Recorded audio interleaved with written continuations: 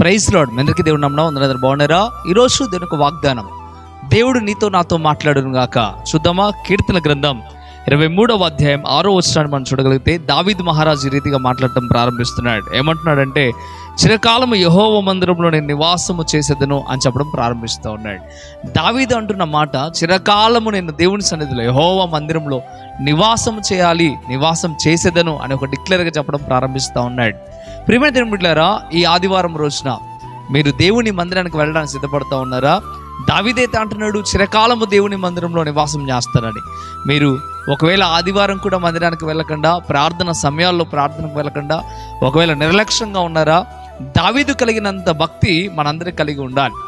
దావీదు చిరకాలము బ్రతుకు దినములన్నీ కూడా ప్రతిసారి దేవుని మందిరంలో ఉంటాను అని ఆయన మాట్లాడటం ప్రారంభిస్తూ ఉన్నాడు. మనం కూడా భక్తి కలిగిన వారమైతే, విశ్వాసం కలిగిన వారమైతే, నిజమైన క్రైస్తవులమైతే తప్పక ప్రతి ఆదివారం రోజున, ప్రార్థన క్రమాల రోజున ఖచ్చితంగా మందిరానికి వెళ్ళవలసిన వారమే ఉన్నాం.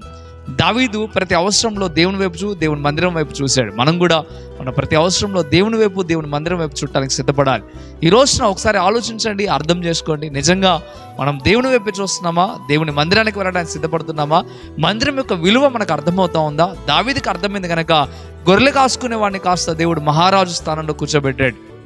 ఆయన చిత్తాన్ని నెరవేర్చడానికి దావీదును ఉపయోగించుకున్నాడు. ఈరోజు నిన్ను కూడా దేవుని చిత్తం నెరవేర్చబడటానికి నిన్ను ఉపయోగించుకోవాలి దేవుడు అంటే తప్పక దేవుని మందిరానికి వెళ్ళడానికి సిద్ధపడాలి, దేవుని ఆరాధించడానికి సిద్ధపడాలి, దేవునికి సమయాన్ని ఇవ్వడానికి సిద్ధపడాలి. ఎప్పుడైతే నువ్వు ఆ రీతిగా చేస్తావో దేవుడు తన చిత్తాన్ని నీ పట్ల నెరవేర్చి గొప్ప స్థితికి మారుస్తాడు.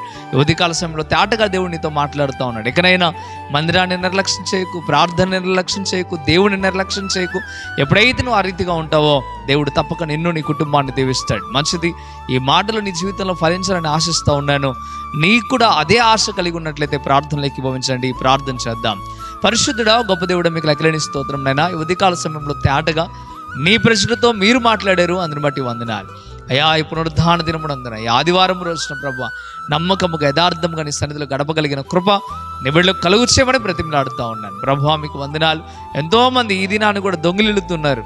ఆ రీతిగా ఉండక నీ సన్నిధిలో గడపగలిగిన కృపని బిడ్డకు దయచేయమని. అదే రీతిగా ప్రభువా, దావీదుకున్న ఆశ మాలో కూడా ఉండుటకు సహాయము దయచేయమని అయ్యా. నీ కృప చేత నీ కుటుంబాలను అయ్యా మీకు వందనాలు.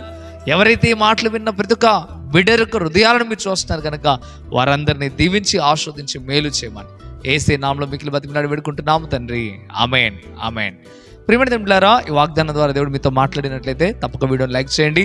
అంతేకాకుండా ఇంతవరకు కృపా TV India YouTube channel subscribe చేసుకోకపోతే ఇక్కడైనా మీరు సబ్స్క్రైబ్ చేయండి. ఈ వాగ్దానాన్ని అనేకులకు మీరు షేర్ చేయడం ద్వారా సువార్త ప్రకటించిన వారు అవుతారు, అనేకులను మీరు బలపరిచిన వారు అవుతారు. ప్రభు మిమ్మలను మీ కుటుంబాలను దీవించును గాక. ఆమేన్. God bless you.